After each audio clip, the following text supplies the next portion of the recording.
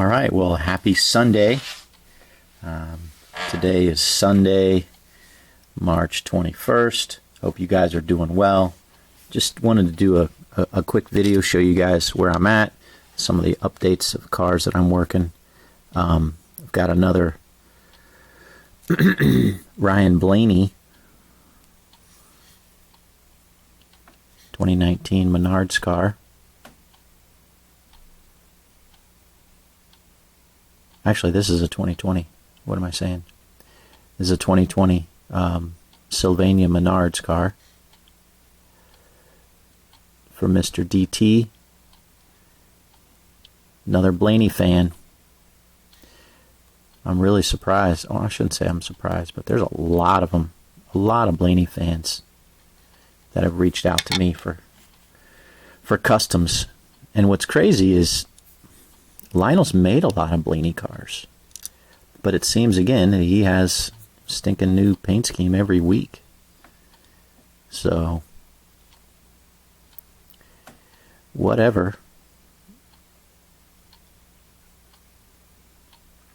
You got these crazy die-cast collectors, me included, that like to collect his paint schemes, every one of them.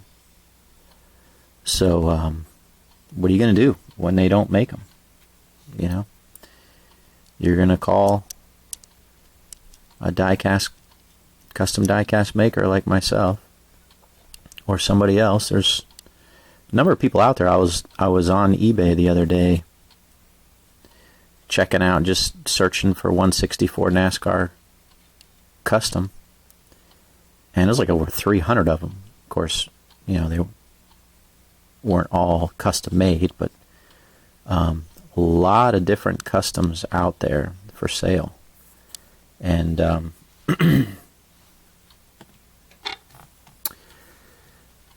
that's what happens when you have these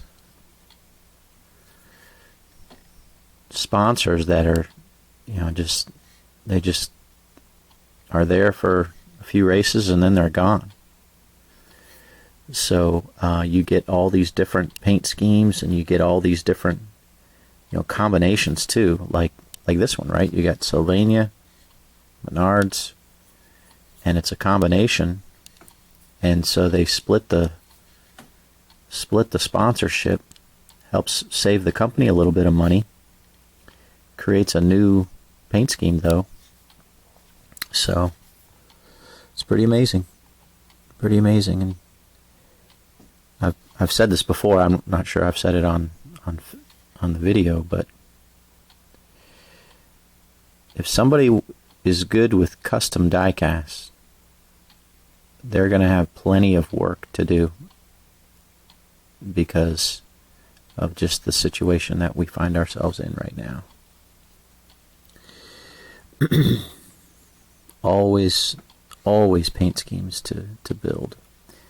So, and speaking of that, I hate to say this, but probably for the next month or so, I'm just gonna decline any new requests for customs, just because I have so many right now, and I'm not sure how you guys are, but the way that I operate is, you know, I have no problem, you know, kind of taking requests and filing them and putting them in order. But when they get so many, I don't know, it causes me anxiety. Because I know that people that have made the requests are a little, you know, they want their cars, you know, they don't like to wait too long. And so instead of telling people, hey, you're going to wait 6 months or more, I'm just going to say, hey, just get back to me in a couple months. I'll reassess where I'm at, and we'll kind of go from there. And so yeah. So if you've been wanting to ask me to make a particular paint scheme, if you could just kind of hold on to that, and get back to me here in probably in a couple months. I'm looking like sometime in, you know, May. And that way I'll be able to better assess exactly where I'm at and be able to give you guys a good timeline. I also wanted to say the other thing is I have my Matt Kenseth collection, and I really haven't done too many Matt Kenseth cars for myself here in the last 6 months or so.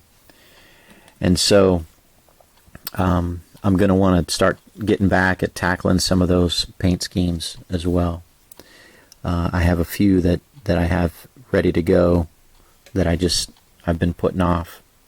So yeah, I want to give myself time to tackle some of the cars that I want to do, and focus on that. So hate to be a downer, but that's just the way it needs to be here for the next little while. So, but fret not, I will be making cars for a long time, as long as God gives me strength and time. I definitely have the interest. So I'm trying to get this to line up here. There we go.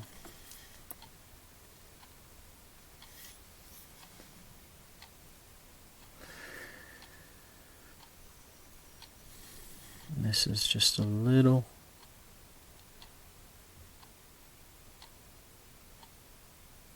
bit back here, like that.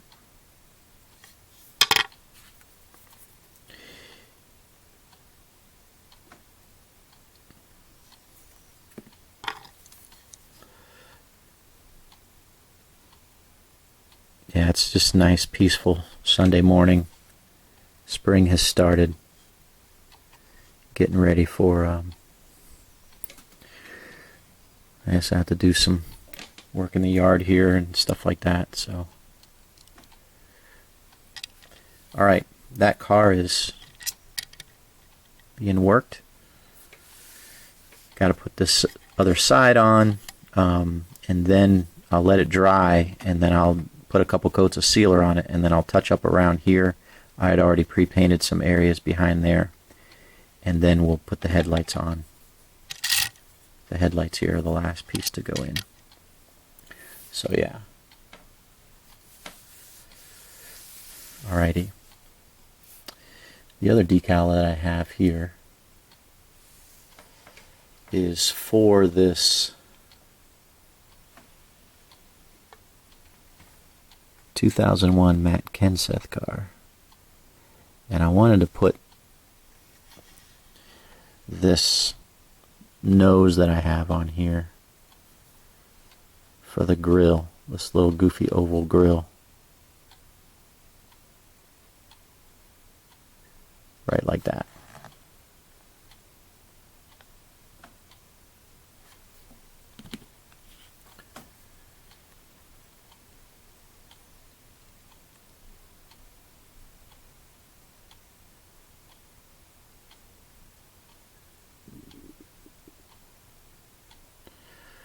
Right like that. Okay. Yeah, and so I'm putting coats of clear sealer on this, and yeah, it's turning out well. It's turning out well. All right, let me show you a couple other cars that I've got in the sealing process. Mr. Ben, here's the Skittle Zombie for you, and I think I've got maybe one more coat of clear sealer to put on this thing, and that'll be that. Go ahead, I think you've got my email address. Go ahead and shoot me your address. I'm not sure if you have sent that already, but go ahead and shoot me your address, and I should be able to mail this car to you tomorrow. So again, congratulations, you are the lucky winner. Hope you like it. Hope it's a nice addition to your collection. All right, Mr. MB. Here's the Geico Halloween Ty Dillon car that you had requested. One of the little things that I came across while building this was, and this is a full wrap car. I had painted it black and applied the decals over top of it. A couple little things. You can see the roof decals a little short here and here, just a little short. I tried to get it to lay in the middle as best as I could. But yeah, all in all, I'm pretty happy with it. This little area here, well, this little area, this is all one decal all across here. It came up just a little bit short right here. And so this is a big decal back here. So as I trimmed it down, I peeled off a little piece and put it here to cover up a little bit of black that was showing through. If you can see that ever so slightly right there. But as I've always said, when you're doing these full wrap cars, this area is where everything needs to come together nicely. And sometimes it does, and sometimes it doesn't. Unfortunately, a lot of times it doesn't. But all in all, I mean, I think this turned out well. One of the one lesson learned that I had with this was when I had refreshed my water and over here cleaned out my bowl, got some new water, and I had been washing my hands and I was using the hot water, and I just went ahead and filled it up with hot water. I came over here and it wasn't like super hot, but it was definitely on the warm to hot side. So I put the decals and I dipped them in there, and they really curled very quickly on me. And so when you're doing water slide decals, don't put your decals into really warm water. You can do lukewarm water, maybe let's call it that, lukewarm water, but don't do super warm water or hot water, because the decals will lift off of the backing and they'll curl on you. And I spent a good 10-15 minutes uncurling the decal in order for it to be able to go onto the car. So, but yeah, I'm happy with that. All right, last car that I am in the process of sealing, and I just finished this last night, was this number 98 Chase Briscoe iRacing Texas car. And so yeah, this has turned out pretty well. I am just touching up around here on the front with black, did the roof lines with black, and of course the spoilers black, after the car was just all white. So yeah, this is pretty cool. This is pretty cool. It's going to get mounted on to, because this was a Kevin Harvick car, it'll get mounted on to the whatchamacallit, the base, the clear base for it. So guys, that's all I wanted to show you this morning. A shorter video today. Ooh, you know what? I can show you one other thing. One other thing. So remember we were talking about painting rims? So I started goofing around, right? And I got this was a few days ago.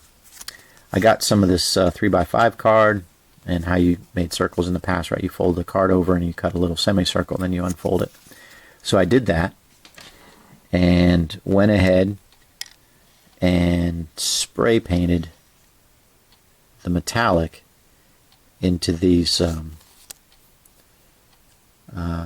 into here. So what I had also done was I got this piece here that I had kind of wrapped in here to kind of hold that like that, you know, so it wouldn't, the tire wouldn't drop down on the little fake axle there. But my hole here was a little too big, even though I thought it would work, right? And basically how I did it was I held it like that, and I had a glove on, and I kind of held the piece of paper like so, and I just did a quick burst of spray in there. inevitably what happened was I got too much, and it got all over around here because the spray kind of comes in, gets behind the paper a little bit.